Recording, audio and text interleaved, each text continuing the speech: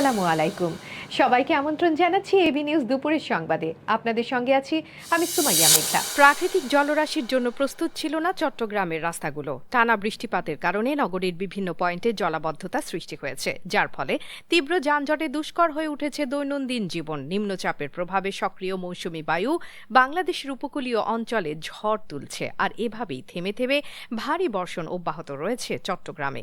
সকাল থেকে শুরু হওয়া এই বর্ষণে সড়কের কোথাও হাঁটু পরিমাণ পানির স্তর জমে গেছে। ফলস্বরূপ যান চলাচলে মারাত্মক বিঘ্ন ঘটছে।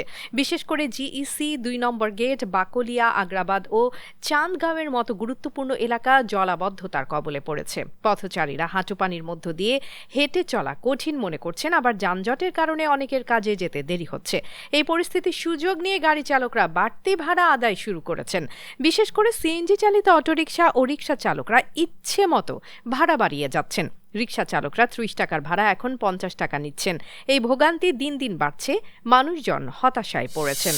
প্রাকৃতিক পরিবর্তনের হাওয়ায় ঢাকার আকাশে নতুন চিত্র শুরু হয়েছে। আজ সকাল থেকে শুরু হয় পর্যাপ্ত বৃষ্টিপাতের পূর্বাভাস। আবহাওয়া অধিদপ্তর জানাচ্ছে, রাজধানী সহ পার্শ্ববর্তী অঞ্চলে এই দিনটিতে তাপমাত্রা ১ থেকে ২ ডিগ্রি সেলসিয়াস পর্যন্ত কমে যেতে পারে। এর পাশাপাশি দিনের প্রথমার্ধে হালকা থেকে মাঝারি ধরনের বৃষ্টি বা বজ্রসহ বৃষ্টির সম্ভাবনা রয়েছে। সকালে ঢাকার তাপমাত্রা ছিল ২৬ ডিগ্রি সেলসিয়াসের কাছাকাছি। বাতাসে আর্দ্রতার পরিমাণ ছিল ৯৮%।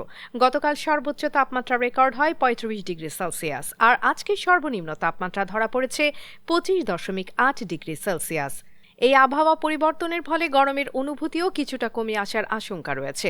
আবহাওয়া অধিদপ্তর জানাচ্ছে, আজ সকাল ৭টা থেকে পরবর্তী ৬ ঘণ্টায় আকাশ অস্থায়ীভাবে আংশিক মেঘলা থাকতে পারে। দক্ষিণ ও দক্ষিণ পূর্ব দিক থেকে ঘণ্টায় ১০ থেকে ১৫ কিলোমিটার বেগে বাতাস বইতে পারে। গত ২৪ ঘণ্টায় ঢাকায় ৫০ মিলিমিটার বৃষ্টিপাত রেকর্ড করা হয়েছে, যা এই অঞ্চলের জলবায়ুর পরিবর্তনের একটি চিত্র। অন্যদিকে বাংলাদেশের বিভিন্ন অঞ্চলে আগামী ৫ দিনের মধ্যে বৃষ্টিপাতের প্রবণতা বাড়বে বলে পূর্বাভাস দিয়েছে আবহাওয়া বিভাগ।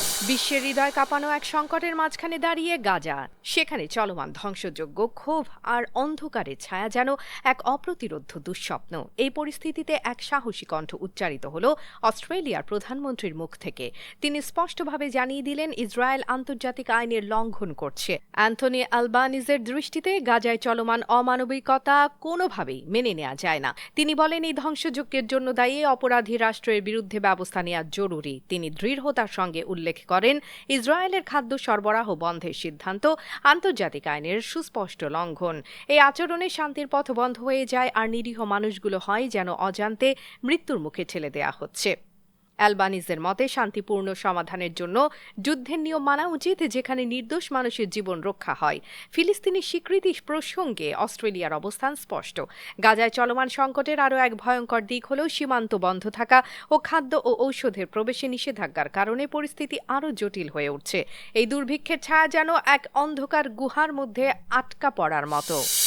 মধ্যপ্রাচ্যের উত্তেজনাকর ভূখণ্ডে এবার নতুন দিগন্তের সূচনা হতে যাচ্ছে। দীর্ঘদিনের সংঘাত ও অস্থিরতা শেষে সিরিয়া ঘোষণা করল, তারা আগামী সেপ্টেম্বর মাসে ইতিহাসের নতুন অধ্যায় শুরু করতে যাচ্ছে।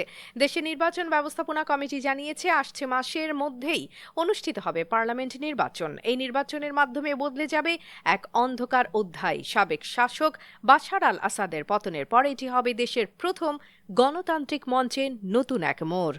নির্বাচনের এই ঘোষণা যেন এক নতুন আশা জাগায়, যেখানে অন্তর্বর্তীকালীন প্রেসিডেন্ট আহমেদ আল শারাআ সরাসরি নিয়োগ দেবেন ১/৩ আসনে।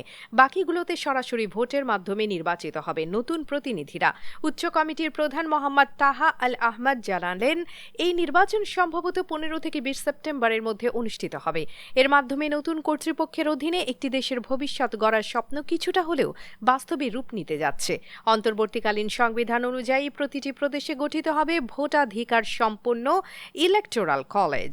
তারা ভোট দেবে নির্দিষ্ট আসনগুলোর জন্য। এর পাশাপাশি নতুন সংবিধান প্রণয়নের লক্ষ্যে একটি জনগণের কমিটি গঠনের পরিকল্পনা রয়েছে, যা সাধারণ নির্বাচন ও স্থায়ী সংবিধান প্রণয়নের জন্য কাজ করবে। অবসর নেওয়ার কয়েক বছর পরও মাঠে ঝড় তোলা প্রাক্তন ক্রিকেটার এবি ডি ভিলিয়ার্স এখন খেলছেন বিশ্ব লেজেন্ড চ্যাম্পিয়নশিপে, যেখানে আজ তিনি অস্ট্রেলিয়ার বিপক্ষে দুর্দান্ত ব্যাটিং করেন। হেডিংলিতে অস্ট্রেলিয়ার চ্যাম্পিয়ন্সের মুখোমুখি হয়ে টস জিতে ব্যাট করতে নামে দক্ষিণ আফ্রিকা। নির্ধারিত 20 ওভারে তারা 6 উইকেট হারিয়ে 241 রান করে। এবি ডি ভিলিয়ার্সের ব্যাটে ধ্বংসাত্মক সূচনা ঘটে। ওপেনিং জুটি হিসেবে তিনি এবং জে স্মিথ শুরু করে ঝড় তুলেছেন। পাওয়ার প্লেতেই কোনো উইকেট না হারিয়ে তারা যোগ করেন 78 রান। ডি ভিলিয়ার্স তার ঝোড়ো ব্যাটিংয়ে 39 বলে 3 অঙ্ক স্পর্শ করেন। এরপর তিনি 46 বলে 123 রান করেন, যেখানে ছিল 15-4 ও 8 ছক্কার মার। তার এই ইনিংসের উপর ভর করে দক্ষিণ আফ্রিকা বিশাল এক সংগ্রহ করে। দলের জন্য সর্বোচ্চ স্কোর করেন ডি ভিলিয়ার্স। তার ব্যাটে ভর করেই দক্ষিণ আফ্রিকা শুরু থেকে আক্রমণাত্মক ছিল। ওপেনার স্মিথও সেঞ্চুরির কাছাকাছি ছিলেন, তবে শেষ পর্যন্ত 53 বলে 85 রান করে আউট হন। তার এই ইনিংসের সময়ে উদ্বোধনী জুটি 187 রান পর্যন্ত পৌঁছে যায়। অস্ট্রেলিয়ার বোলাররা ডি ভিলিয়ার্সের ঝড়ের সামনে অসহায় ছিলেন। দর্শক, আজকে টেলিভিশনে যে খেলা দেখতে পাবেন: ত্রিদেশীয় যুব ওয়ানডে বাংলাদেশ জিম্বাবুয়ে বেলা 1:15 ইউটিউব জিম্বাবুয়ে ক্রিকেট। পঞ্চম টি20 ওয়েস্ট ইন্ডিজ অস্ট্রেলিয়া আগামীকাল ভোর 5টা টি স্পোর্টস।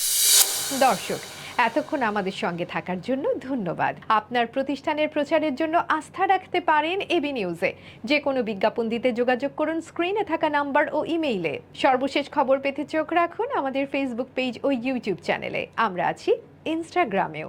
সেই সঙ্গে সবশেষ সংবাদ পেতে ভিজিট করুন আমাদের ওয়েবসাইট www.abnewsinternational.com-এ।